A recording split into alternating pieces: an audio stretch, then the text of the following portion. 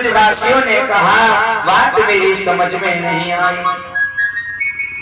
सुखदेव जी कहते हैं महाराज अगासुर को मारकर प्रभु आए। 1 वर्ष तक कृष्ण के मित्र सखा ये सब चले रहे थे ब्रह्मा के लोक में। ब्रह्मा इनको हरण करके ले गए थे।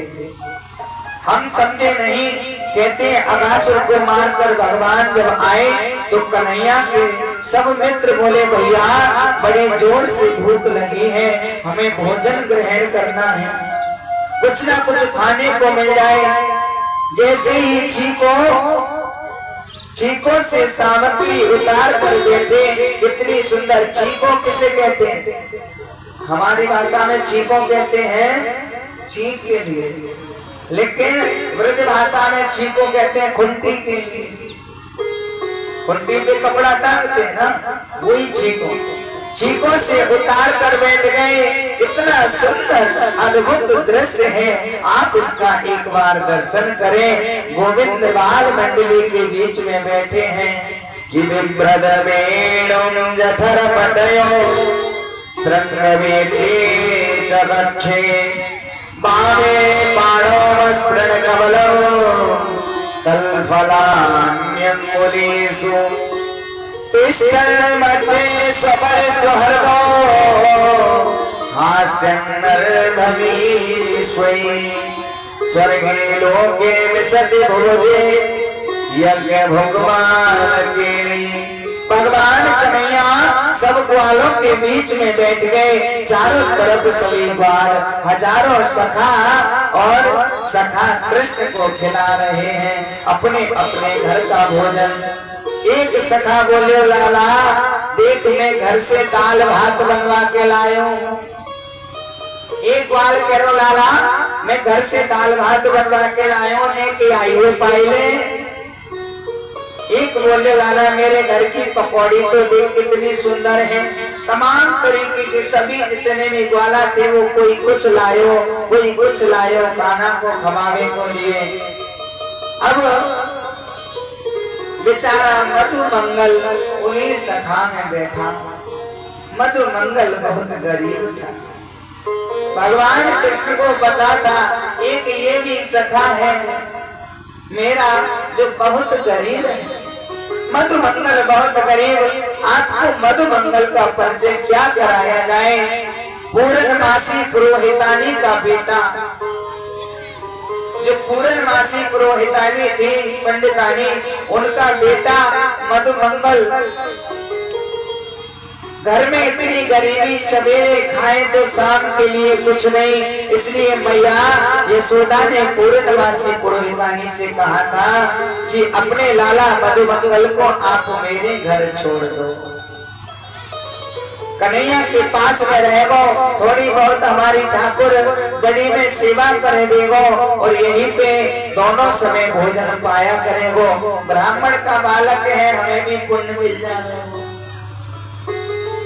आज ग्वाल मंडली के बीच मधुमंगल बैठा है और सभी सखा अपने घर से भोजन इत्यादि 56 भोग इत्यादि जितने भी जो कुछ है सब ले लेकर के आए हैं। लेकिन मेरे गोविंद तो अंतर्यामी हैं, सब जानते हैं। और आप सच्चे मन से हृदय में सोचो गोविंद उसको पूर्ण जरूर करेगा यदि हृदय निर्मल है। अगर हृदय में भाव है, भावना है, तो मेरे गोविंद उसे अवश्य ही पूर्ण करेंगे। अब तो मधुमंगल भावना लेकर के बैठे हैं कि आज मेरे घर पर इतनी गरीबी ना होती तो मैं भी कान्हा को कचुना कचु लेके आता, मैं कान्हा को कचुना कचु लेके आता। मधुमंगल सोच भी रहे हैं और आंखों में आंसू भी भर कर ले आए। आंखों नेत्र सजल हो गए मधुमंगल के। भगवान ने देखा कि आज बीच में कैसे आ गए हो मधुमंगल। अगर ये अभी ना आतो तो कोई बात ना थी, लेकिन अब मैं क्या करूं। मधुमंगल दौड़े दौड़े गए। घर में उनकी माँ भजन कर रही थी। भजन के बीच में पहुंच गए। मैया बोली पूर्णमासी पंडितानी बोली कि अरे आज बीच में पूजा में तूने भंग कर दियो, बीच में कैसे आ गए हो? मधुमंगल ने प्रणाम करके कहा कि मैया पूरी ग्वाल मंडली में लाला ने मेरे कितनो सम्मान कियो है ये तो मैं ही जानू। कान्हा ने मधुमंगल का बहुत बड़ा सम्मान किया। बोले कन्हैया, बोले मधुमंगल आप आओ, जो आपकी झोली में रखा है। मधुमंगल को नहीं पता कि मेरी झोली में क्या। उनकी झोली में बहुत सुंदर पकवान रेवड़ी बनी हुई। बोले ये कौन, तुम अपने आप अकेले खा लो, ये लेकर के आओ, घर से लाए। भगवान ने अपनी शक्ति से उसको भी कुछ ना कुछ दे दिया। अब मधुमंगल आया, विचार करने लगा ये ना जाने कैसे विचित्र लीला है। मैया को जाके बताया। मधुमंगल ने माता पूर्णमासी से रोते हुए, बेटा तू जाने घर में तो कछु नहीं है, अब तू बता काले जावे वो माने लाज बचा तो नहीं। बोले ना मैं कछु ना कछु जरूर लेके जाऊंगा, मैं कछु ना कछु जरूर लेके जाऊंगा। यजमान के हाथे कछु आवे। मैया कह रही है अगर काऊ यजमान के हाथे कछ आवे हो तो वो ले गई हो, बनावे को मुझे कुछ ना है, मैं कुछ ना बना पाऊं। अच्छा चल कोई बात ना, या मटकी को देखियो, मटकी में कुछ रखो हो तो ले जा। मधुमंगल ने जैसे ही मटकी को खोल कर देखा, उसमें 3 दिन की खट्टी कड़ी रखी थी। भगवान कृष्ण को पता था कि उस मटकी में कड़ी रखी है, मधुमंगल आज वो लेकर के आएगा। बेचारे ने कड़ी को सूंघ कर देखा तो मन भी खट्टा हो गया, लेकिन लाला के पास में तो लेकर जाना ही है। आज मांगियो है कन्हैया। मधुमंगल कड़ी की मटकी को लेकर जा रहे हैं। ग्वाल मंडली के मध्य गोपाल बैठा, चारों तरफ सैकड़ों सखा बैठे। मधुमंगल एक झाड़ी के पीछे जाकर खड़ा हो गया। ये अरे मेरो लाला तो मीठो माखन खावे और आज मैं उसे खट्टी कड़ी खिलाऊं, ये तो अच्छा नहीं। उसकी आदत तो मीठा खाने की है, मीठो माखन खाने की है। अरे मेरा कितना बड़ो दुर्भाग्य है, कन्हैया ने पहली बार घर को भोजन मांगियो कि अपने घर से भोजन लेकर के आओ, और मैं लाला के ताई खट्टी कड़ी लेके आयो। ये कड़ी मैं लाला को ना खवाए सकूं। फिर मधुमंगल ने कन्हैया सोचा कि कन्हैया ने तो मांगो है भोजन, फिर सोचो या कड़ी की मटकी को फेंक दे। यदि फेंकूंगा तो आवाज होगी, लाला कहेगा तूने फेंकी क्यों। अब जाकर के लेकिन लाला को मैं खट्टी कड़ी ना खवाऊंगा, मुश्किल और छुपा के रखो। मधुमंगल ने कड़ी की मटकी को छुपा करके रखा। भगवान कृष्ण ने पहचान लिया। बोले ये कड़ी की मटकी तुम क्यों छुपाए हुए हो? मधुमंगल लाओ मुझे ये कड़ी दो, ये मटकी दो, मैं ग्रहण करूंगा। सब सखा बोले लाला देखियो ये कहाँ है रहे हो है। कन्हैया बोलो जी तो मधुमंगल है, कड़ी खाए रहे हो है। मधुमंगल ने पहले ही शुरू कर दी। बोले ना कान्हा मैं तुझे ना दूंगा, मैं पहले कड़ी खाऊंगा। मधुमंगल ने कड़ी की मटकी में हाथ डालो और कड़ी खाने लगे।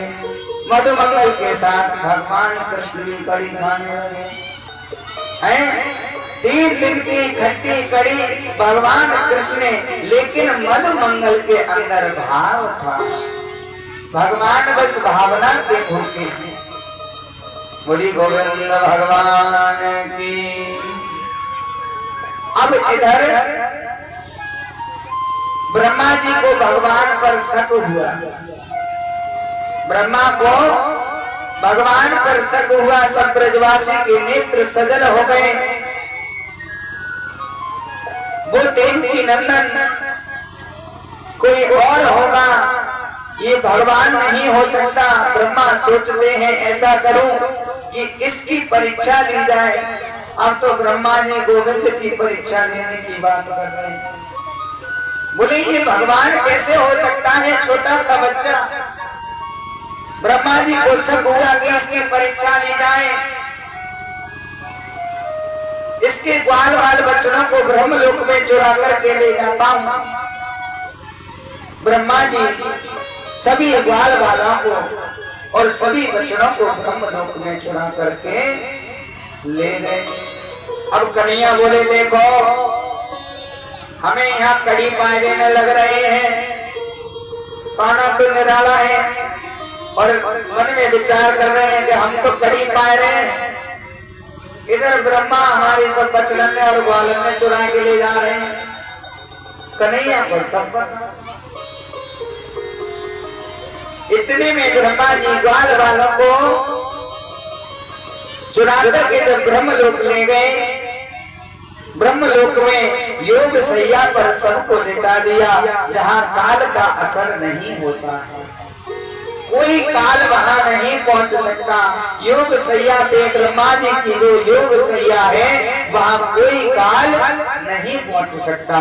ब्रह्मा जी ने सब बच्चों की रक्षा भी की। बोले मुझे शक है, वो शक पूरा करना है, ये भगवान है या नहीं। अब कृष्ण आगे देखें तो बाल बाल नहीं और पीछे देखें तो बछड़े नहीं। एक बार तो गोविंद रोने लगे। 4.5 वर्ष का कन्हैया हमारे बछड़ान को कौन ले गयो, हमारे बाल बालन को कौन ले गयो। कान्हा रोने लगे। 4.5 वर्ष के कन्हैया ताता तैया करके रो रहे हैं। पैरों में घुंघरू बंध रहे हैं, घुंघरुओं की आवाज भी आ रही है। मेरे प्यारे गोविंद, अरे सुबल तोष श्री दामा सबको आवाज लगाई, जितने भी उनके साथ ग्वाल हैं कि मधुमंगल कहाँ हो भैया, सब आओ ना, कहाँ चले गए। सबको आवाज मेरे गोविंद लगा रहे हैं। नेत्र बंद करके गोविंद ने देखा तो पता चला कि ये सब नाटक विधाता ने किया है। बोली गोविंद भगवान की। आइए एक बहुत सुंदर भजन, उसके बाद आगे की कथा श्रवण करेंगे।